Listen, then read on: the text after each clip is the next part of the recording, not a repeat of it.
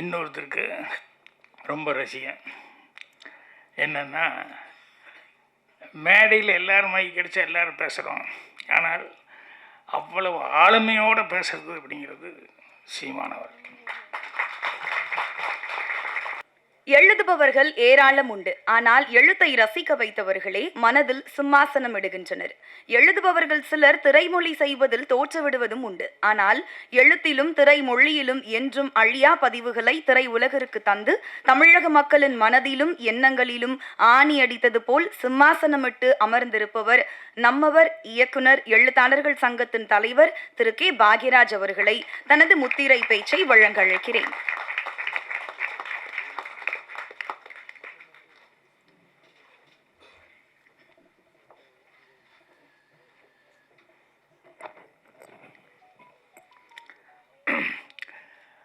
மரியாதைக்குரிய பத்திரிகை மற்றும் டிவி ஊடக நண்பர்கள் மற்றும் முன்னால் உட்காண்டிருக்க அனைத்து மரியாதைக்குரிய நண்பர்கள், அதே மாதிரி இங்கே மேடையில் உட்காண்டிருக்க அனைத்து நண்பர்களுக்கும் என்னுடைய பணிவான வணக்கத்தை தெரிவிச்சுக்கிறேன். இங்கே ஒரு 3 பேர்த்துக்கு நான் ரசிகன். அதில் முதலாள் வெளியே போயிட்டாங்க. அவங்க இங்கே இருந்தால் நல்லா இருந்திருக்கும். நமிதா, அந்த ஒரு சீன் எனக்கு மைண்டில் அப்படியே நின்றுக்கிட்டே இருக்குது. நமிதா அது இன்னும் எனக்கு மைண்ட் விட்டு போகவே இல்லை. நமிதாவை பார்த்ததுலேருந்தே எனக்கு அதே தான் மைண்டில் நிற்கிது. அந்த சீன் அற்புதமான சீனு.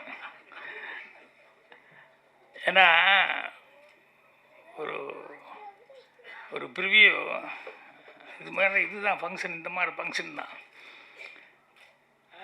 நமிதா வர்றாங்க. இப்படி இந்த பக்கம் இருந்து என் பையன் சாந்தனு வர்றான். இந்த 2 பேரும் ஹா ஹா அப்படின்னு பார்த்து அப்படியே அக் பண்ணி பிடிச்சாங்க பாரு. 2 பேரும் அப்படி அக் பண்ணி இது பண்ணிவிட்டு அப்புறம் திரும்பினாங்கன்னா நடுவில் நான் இப்படியே உட்காந்து பாட்டுருக்கேன். 2 பேர்த்துக்கு என்ன பண்ணுறதே தெரியல. அவன் சாந்தனு அப்படியே ஒரு மொழி முடிச்சுட்டு, நான் படத்தில் முழிக்கிறத விட மோசமாக ஒரு மொழியோடு அவன் அப்படி போனான். நமிதாவும் அதே மாதிரி சைலண்டாக போனாப்புல. ஆனால் நான் மட்டும் ரொம்ப ரசித்தேன். ஆனால் இப்படி ஒரு சீன் எப்போ பார்க்க முடியும் அப்படிங்கிற மாதிரி. அது அவனை வச்சுட்டு சொல்லியிருந்தா நல்லா இருந்திருக்கும். ஸோ அடுத்தபடியாக இன்னொருத்தருக்கு ரொம்ப ரசிகன். என்னென்னா, மேடையில் எல்லோரும் மைக் கிடைச்சா எல்லோரும் பேசுகிறோம். ஆனால் அவ்வளவு ஆளுமையோடு பேசுறது அப்படிங்கிறது சீமானவர். அது பல தடவை அவருடைய பேச்சை கேட்டு ரசித்து நான் ஃபோன் பண்ணியும் பேசியிருக்கேன். நான் மற்றவங்ககிட்டையும் சொல்லியிருக்கேன். ஏன்னா எல்லாத்துக்கும் வராது, அங்கங்கே தகராறாகவும் தடுமாறும். ஆனால் சீமானுக்கிட்ட என்றைக்குமே அந்த தடுமாற்றமே இல்லை. ஸோ அதை எப்பவுமே அவர் பேசுகிறது எங்கே வந்தாலும் டக்குன்னு உட்காந்து கேட்டுட்டு இருப்பேன். ஸோ அவருக்கு ரசிகன். 3வது ஒருத்தருக்கு ரசிகன். நான் அதை பாதி செல்வமணி தொட்டு விட்டு போனார். ஏன்னா எனக்கு பாக்யராஜ்னு சொல்லி பேர் வச்சது உண்மையிலேயே எங்கள் அம்மா எப்படி நினச்சி வச்சது தெரியல. உண்மையிலேயே அந்த பாக்கியம் எனக்கு கிடைச்சது. எனக்கு ஒரு ஆச்சரியம், எங்கள் அம்மா எனக்கு இப்படி பேர் வச்சாங்களேன்னு. நான் வந்ததுலேருந்தே கேட்டுருக்கேன், ராஜகுமாரன் உண்மையிலேயே ராஜகுமாரன் தான் பேரா, இல்லை சினிமாவுக்கு ராஜகுமாரன் பேர் வச்சுட்டாரா? ஏன்னா தேவயானி கிடைக்கும்போது உண்மையிலேயே ராஜகுமாரன் ஆகிட்டாரு. ஸோ தேவயானி அவங்களுக்கும் நான் ரசிகன். என்னென்னா அந்த ப்ளசண்ட் ஃபேஸ், அந்த சிரித்த முகமாக அன்பு வடியுது அப்படின்னு சொல்லுவாங்கள்ல, இந்த கேரக்டர்லாம் சொன்னாங்க. இந்த படத்தில் கேரக்டர் என்ன அப்படின்னு சொல்லிட்டு, எந்த படத்தில் வந்தாலும் அவங்க கேரக்டர் அவங்களுடைய சீன், அவங்களுடைய அந்த ஃபேஸ் அவ்வளோ ப்ளசண்ட்டாக பார்த்துக்கிட்டே இருக்கலாம் போல் இருக்கும். இதில் குழந்தைகளுக்கு இது அந்த கேரக்டர் எனக்கு ஸ்னாப்சிஸ் அனுப்பிச்சப்போ பார்த்தேன். ஸோ அது அந்த அளவுக்கு அவங்கக்கிட்ட அந்த அவங்க தம்பி பேசும்போது சொன்னாப்புலையே, அம்மாவை நான் பார்க்கல, ஆனால் எனக்கு அம்மாவை விட இவங்க தான் எனக்கு மைண்டில் வருது அப்படின்னு சொல்லிட்டு அதை தான் அவரும் செல்வமணி நான் கவனிச்சுக்கிட்டே இருந்தேன், அவ்வளோ ரசித்தாங்க அப்படின்னு சொல்லிட்டு. அது கூடவே இன்னொன்று சொன்னார், என்னென்னா அந்த குழந்தைய பேசும்போது அவங்க அம்மாக்கள் எப்படி ரசித்தாங்க அப்படின்னு சொல்லிட்டு. ஸோ அந்த வகையில் அவங்களையும் நான் ரொம்ப ரசித்து பார்க்குறேன், சந்தோஷமாக இருந்தது. படத்தில் ஆரம்பத்தில் வந்து ஓப்பனிங்கே டைட்டில் அந்த டிசைனோட நிழல் குடை அப்படின்னு வந்தது. அந்த ரீரிகார்டிங்கும் அந்த டிசைனும் வந்து அவ்வளோ எடுப்பாக இருந்தது. அந்த ஆர்ஆர் அவ்வளோ பிரமாதமாக மியூசிக் டைரக்டர் அவ்வளோ அழகாக ஸ்டார்ட் பண்ணி அதுக்கப்புறம் சாங் வந்துருச்சு. ஸோ அவ்வளோ சிறப்பாக பண்ணியிருந்தார். அவர் இல்லாமல் அப்புறம் ஹீரோ ஹீரோயின் அந்த 2 குழந்தைங்க நடித்தவங்க, இன்னும் படத்தினுடைய டெக்னீஷியன்ஸ் எல்லாருக்கும் இப்போ என்னுடைய அட்வான்ஸு வாழ்த்துக்களை தெரிவிச்சுக்கிறேன். இந்த படம் வந்து எனக்கு என்னமோ ஒரு நம்பிக்கை இருக்குது. என்னென்னா சில பேர் வந்து சினிமாவில் வந்து luck favours to fools only அப்படின்னு சொல்லுவாங்க. அந்த மாதிரி எனக்கு சில பேரெல்லாம் வந்து எப்படிடா இவங்களுக்கு படம் வந்துக்கிட்டே இருக்குது அப்படின்ட்டு இருக்கு. சில பேர்த்துக்கு ஏன்டா இவங்களுக்கு படமே வரல, இனத்தினால்டா படம் வரல அப்படின்ட்டு. உண்மையிலேயே அதிகமான் வந்து அந்த லிஸ்ட்டில் எனக்கு அதிகமான் ரொம்ப நாளாக மைண்ட்லேயே இருந்துகிட்ருக்காரு. என்னென்னா அவருக்கு தான் நியாயமாக பார்த்தா அவர் தான் கண்டினியூஸாக படம் பண்ணணும். ஏன்னா அந்த திறமை அவர்கிட்ட இருக்குது. அவர் நேரேட் பண்ணும்போது நான் கேள்வி கேட்டேன். அதே மாதிரி சாந்தனுக்காக கூட ஒரு படம் செஞ்சு ஃபிஜி ஐலண்டில் போய் ஷூட்டிங்லாம் பண்ணி அவ்வளோ நல்லா இருந்த அந்த படம். அதுவும் நடுவில் ஏதோ தடைப்பட்டு அப்படின்னு போச்சு. ஸோ அந்த மாதிரி சில நேரங்களில் வந்து 1 கிலோ அறிவாளியாக இருந்தாலும் ஒரு 10 கிராம் அதிர்ஷ்டக்காரங்கிட்ட கை கட்டி தான் நின்னாகணும் அப்படின்னு சொல்லுவாங்க. அந்த மாதிரி சினிமாவில் சில நேரங்களில் வந்து அதிர்ஷ்டம் சில பேர் திறமைசாலிகளுக்கு வந்து கை கொடுக்காமல் இருக்குது. அது எனக்கு ரொம்ப மனசு கஷ்டமாக இருந்தது. ஸோ அதிகமான் அவர்கிட்ட ஒர்க் பண்ணவர் இவர் சிவா ஆறுமுகம் அவர்கள் அப்படின்னு சொல்லும்போது இந்த தேவயானையெல்லாம் இவ்வளோ தடவை கேட்டாங்கல்ல, கேட்கவே வேணுங்கிறது இல்லை. கண்டிப்பாக இந்த படம் வந்து படம் நல்லா பண்ணியிருப்பாங்க. கண்டிப்பாக படம் வந்து ஸ்லோ பிக்கப் ஆகும். அது ஓப்பனிங் இருக்கோ இல்லையோ ஸ்லோ பிக்கப் ஆகும். அந்த அளவுக்கு படத்தில் அதிகமானலாம் வந்து அவரே வந்து ரொம்ப இன்வால்வ் ஆகி இந்த படத்துக்காக வாங்கன்னு சொல்லி கூப்பிட்டாரு. அதே மாதிரி பாலசேகர் வந்து அவரும் வந்து அவசியம் இந்த படத்துக்கு நீங்கள் வரணும் சார், அப்படி ஆடியோ ஃபங்க்ஷனுக்கு வரணும் அப்படிங்கிற மாதிரி எல்லாம் கேட்டேன். எதுக்குன்னா அந்த டைட்டில் வந்து நிழல் குடைன்னு வச்சுருக்காங்களே, இவருக்கு இந்த டைரக்டருக்கு வந்து நிழல் குடையாக இவங்கெல்லாம் இருக்காங்க. அதிகமானமாக நிறைய நண்பர்கள்லாம் இருக்காங்க. பர் சீமான் இவ்வளோ வேலைக்கு நடுவில் வந்து அவர் வந்து இல்லை நான் கடைசி வரைக்கும் இருந்து பேசிட்டு தான் போகணும், எல்லாம் குடும்பமாக ஆகிட்டாங்க அப்படின்னு சொல்லி சொன்னார். ஸோ நிழல் குடை அப்படிங்கிறதுனால நான் அது சம்மந்தப்பட்டது ஒரு 2 விஷயம் மட்டும் சொல்லணும்னு நினைக்கிறேன். ஒன்று வந்து என்ன அப்படின்னா, ஒருத்தர் ஜூனியர் ஆர்டிஸ்ட்டு என்றைக்காவது வந்துடுவோன்னு நினச்சார். கடைசியில் ஜூனியர் ஆர்டிஸ்டாகவே இருந்தார். பெருசாக வர முடியல. அட்லீஸ்ட் அதுலேயாவது கொஞ்சம் வருமானத்தோடு இருந்தாருன்னா அதுவும் இருக்க முடியல. கடைசியில் அதுலேயும் அதோடையே கல்யாணம் வச்சு குழந்தையெல்லாம் பெற்று குழந்தைய பெருசாகி பொண்ணு கல்யாணம் வச்சுட்டாரு. கல்யாணம் வச்சதுக்கப்புறம் பார்த்தா கையில் பேசின வரதட்சணைப்படி காசு அவர் எதிர்பார்த்த இடத்துல வரல. எம்ஜிஆர் படங்கள் நிறையா படங்களில் வந்து ஜூனியர் ஆர்டிஸ்டாக அவர் கூட அங்கங்கே ஏதோ டைலாக் பேசியிருக்காரு. சரி கோட்டைக்கு போய் எப்படி நம்ம உள்ளே போக முடியும் அப்படின்னு சொல்லிட்டு போய் அங்கே நின்றுருக்காரு. உள்ளே விட மாட்டேங்கிறாங்க. எப்படியோ தடுமாறி கூட்டத்தில் நின்றுட்டு அவர் வந்து கார் ஏறும்போது பேர் சொல்லி தலைவரே அப்படின்னோடனே அவர் கூட்டத்துலேருந்து பார்த்துட்டார்.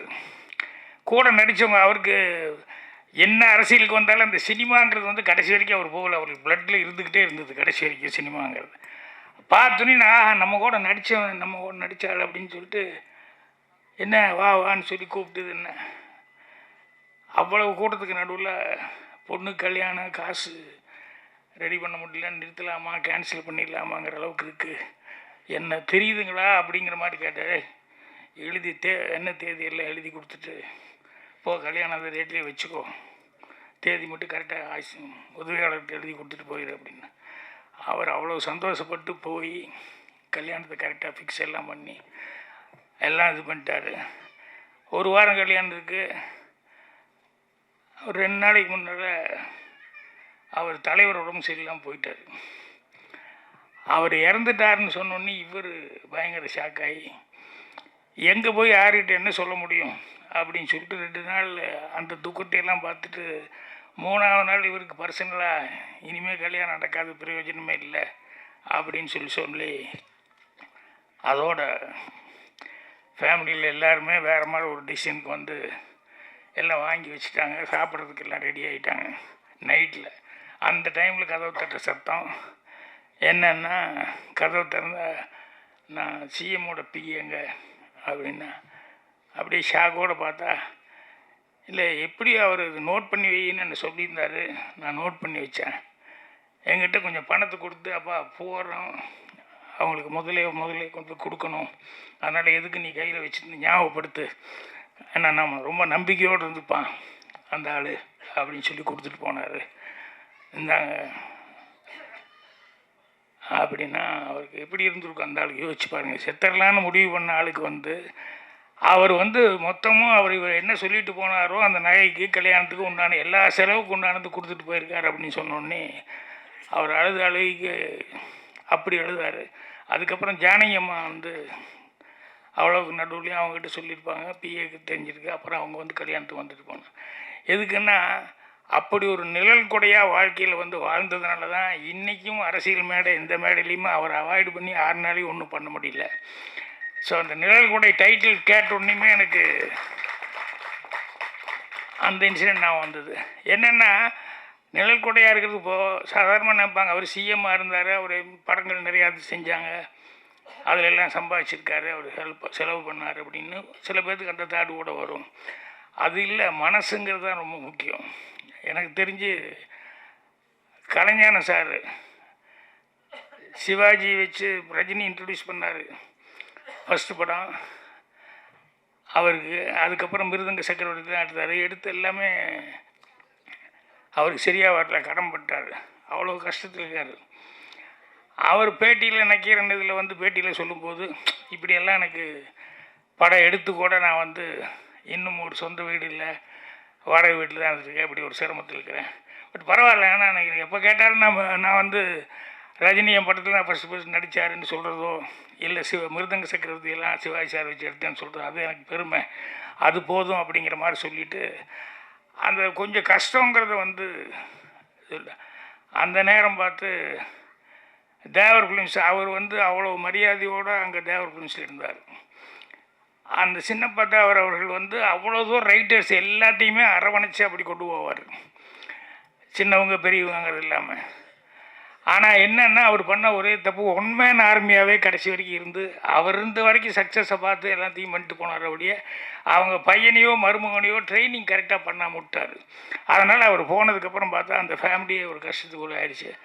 அந்த நேரத்தில் ஏதோ ஒரு அவங்க குடும்பத்துக்கு கஷ்டம் இவர் காதுக்கு வருது, ஐயோ அதுக்கு நம்ம ஒரு பணம் கொடுத்து ஹெல்ப் பண்ண முடியாமல் இப்படி உட்காண்ட்ருக்குமே அப்படின்னு சொல்லிட்டு நம்மளே இவ்வளோ சிரமத்தில் உட்காண்ட்ருக்குமே அப்படின்னு சொல்லும்போது இவருடைய பேட்டியை பார்த்துட்டு சேலத்திலேருந்து ஒரு அட்வொகேட்டு, அவருக்கு இவரை தெரியாது கலைஞானத்தை பற்றி, ஆனால் இவர் பேட்டியை பார்த்துட்டு இப்படியெல்லாம் நீங்கள் கஷ்டப்பட்டு இவ்வளோ தூரம் லைஃப்பில் வந்து வைக்கீங்க, ஸோ ஏதோ உங்கள் கஷ்டத்துக்கு என்னால் முடிஞ்சது நான் அனுப்பிச்சி வைக்கிறேன்னு சொல்லி ஒரு 10,000 ரூபா வந்து அவருக்கு அனுப்பிச்சிருக்காரு.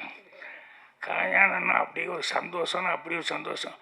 நம்ம கொடுக்க முடியலையேன்னு நினச்சோம், நமக்கு வந்து எங்கேயோ இருந்து இப்படி ஒரு 10,000 ரூபா வந்து அப்படியே எடுத்து கொண்டு போய் தேவர் ஃபிலிம்ஸு அந்த குடும்பத்துக்கு கொண்டு போய் கொடுத்தாரு. அதுதான் மனசு. காசு இருந்த ஒருத்தன் செய்கிறதுங்கிறது பெரிய சமாச்சாரம் இல்லை. அவருக்கே அவ்வளோ கஷ்டத்தில் இருக்காரு, பேட்டி கொடுத்துட்ருக்காரு, ஆனால் அவருக்கு ஒரு 10,000 ரூபா வந்தது அப்படின்னு சொன்னோடனே அதை கொண்டு போய் அந்த நம்ம வேலை பார்த்த இடம் நம்ம அங்கே தான் இருந்து சாப்பிட்டோம் அப்படின்னு சொல்லிட்டு அவங்களுக்காக செஞ்சார். அதுதான் மிகப்பெரிய சமாச்சாரம். ஸோ நிழல் கொடை அப்படின்னு சொல்லும்போது இந்த கேரக்டர் வந்து கண்டிப்பாக இது வந்து தேவயானை மேலே தான் அந்த டைட்டில் வந்திருக்கும்னு நினைக்கிறேன் நான். கரெக்டாக? ஸோ தேவயானை வந்து கடைசியில் கிளைமேக்ஸ் சொன்னாங்க, அந்த குழந்தை வந்து மிஸ் ஆகிறது, அதுக்கப்புறம் எல்லாமே ஒன்று சேர்றாங்க அப்படின்னு சொல்லிட்டு. ஸோ படத்துக்கே நிழல் குடையாக வந்து அவங்க இருந்திருக்காங்க. அதே மாதிரி அந்த சிவா ஆர்வம் அவர் வந்து என்கிட்ட பேசும்போது அந்த டைட்டில் தர்ஷன் சிவா என் பையனையும் நடிக்க வச்சுருக்கேன் சார், இவரே சோதனை பையனை நடிக்க வைக்கணும் அப்படின்னு சொல்லிட்டு இந்த அப்பாக்களுக்கெல்லாம் உண்டானது இதெல்லாம் அந்த மாதிரி சில சமாச்சாரங்கள் அதை வந்து வரிஞ்சு கட்டி எதாவது பண்ணலாமேன்னு சொல்லி பண்ணும்போது அதில் நல்லது நடக்கிறது உண்டு, சிலது மாறியும் நடக்கிறது உண்டு. ஆனால் அவர் வந்து சொன்னார், பையனை நடிக்க வச்சுருக்கேன், நீங்கள்லாம் வந்து ப்ளஸ் பண்ணோம் அப்படின்னு சொல்லிட்டு. ஒன்றும் இல்லை, ஒரு 2-3 க்ளோஸ்அப் பார்த்தேன் அந்த பையனது.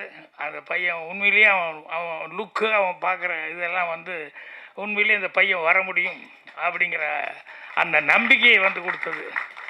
அதனால் அது அதில் கெட்ட பேர மாதிரி இருந்தது இல்லையா? வாழ்த்துக்கள், கண்டிப்பாக நல்லா வருவீங்க நீங்கள். உங்கள் அப்பாவோட இது சொல்கிறேன், ஏன்னா பெத்தாச்சுன்னா அதோட முடிஞ்சு போகல, அதுக்கப்புறம் பாருங்கள் இதெல்லாம் வந்து கேட்க வேண்டியது, இதெல்லாம் பண்ண வேண்டியிருக்கு. ஸோ அவருக்கு அவங்க ஹீரோயின் எல்லாம் நடித்தாங்க, அவங்க எல்லாத்துக்குமே என்னுடைய இது. இந்த ஹீரோயினுக்கு என்னன்னு தெரியல, இந்த பெரியன்னு அடிக்கடி சொல்லிட்டு இருந்தாங்க. என்னுடைய பெரிய வாழ்த்து, நன்றி, என்னுடைய பெரிய வணக்கம், என்னுடைய பெரிய அப்படின்ட்டு. சரி நான் நினச்சிட்டேன், சரி நமக்கு ஆகும்னா அந்த ஷோன்னு எனக்கு வர்ற மாதிரி வந்து இந்த பெரியங்கிறது வந்து அவங்களுக்கு ஒரு இது மாதிரி வந்துடுச்சு போல அப்படின்னு சொல்லிட்டு அவங்களும் வந்து ரொம்ப அழகாக இது பண்ணியிருக்காங்க. ஸோ படத்தினுடைய டெக்னீஷியன்ஸ் எல்லாத்துக்குமே வந்து என்னுடைய வாழ்த்துக்கள் தெரிவிச்சுக்கிறேன். கண்டிப்பாக நான் சொன்ன மாதிரி அதிகமானவர்களெல்லாம் இதில் வந்து இருந்திருக்காங்க, கலந்துருக்காங்க அப்படின்னு சொல்லும்போது கண்டிப்பாக ஒரு நல்ல படத்தை தான் அங்கே வந்து எடுத்திருப்பாங்க. அதனால் ஜனங்க சப்போர்ட், பத்திரிக்காரங்க எப்படி நீங்கள் நல்லா இருக்குன்னு எழுத போகிறீங்க, ஜனங்கக்கிட்ட வந்து அது போகும்போது உண்மையிலேயே அதுக்கு உண்டான மரியாதை கிடைக்கும். அப்புறம் இங்கே பேட்டி இந்தம்மா தமிழ் ஐஸ்வர்யாவா தமிழ் சுத்தமாக பேசணுமா, ரொம்ப நல்லா இருந்தது. நானும் தான் தமிழ் மீடியம் படித்தேன், எனக்கு தமிழில் எவ்வளோ தகராறு இருக்குது எனக்கு தான் தெரியும். ஆனால் தமிழ் அவ்வளோ சுத்தமாக பேசுகிறாங்க. முன்ன எல்லோரும் சொன்ன மாதிரி என்னென்னா அவங்க கொஞ்சம் டைம் எடுத்துக்கிட்டாங்க. ஏன்னா இந்த மாதிரி நேரத்தில் தான் அவங்க தமிழை காமிக்க முடியும். அதனால் தமிழ் உச்சரிப்பு ரொம்ப நல்லா இருந்தது. ஸோ அதனால் நான் நல்ல வேளை என்னை வந்து சீமானை பேச விட்டு அவருடைய தொண்டர்கள்லாம் காணாமல் போய் அதில் ஒரு கேப் ஆகி அதுக்கப்புறமா பேசுகிறதுங்கிறது இல்லாமல் இப்போ நான் பாருங்கள் நான் பேசியாச்சு, டென்ஷன் இல்லாமல் சீமான் பேசுகிறது ஆனந்தமாக கேட்கலாம். ஏன்னா அவர் கதை சொல்லி கேட்டிருக்கேன், சும்மா உட்காந்து பார்த்து பேசிகிட்டு இருக்கேன், அதுக்கப்புறம் மீட்டிங்கில் பேசுகிறேன். இந்த மாதிரி லைவாக சில நேரங்களில் தான் வந்து பேசுறதுக்கான சான்ஸ் கிடைக்கும். ஸோ அதனால் உங்களை மாதிரியே நானும் அவளோட காத்துட்ருக்கேன். மீண்டும் ஒரு முறை இந்த பட டீமுக்கு, அவர் சிவா ஆறுமுகம் எல்லாத்துக்குமே என்னுடைய வாழ்த்துக்களை தெரிவிச்சுக்கிறேன். நன்றி, வணக்கம்.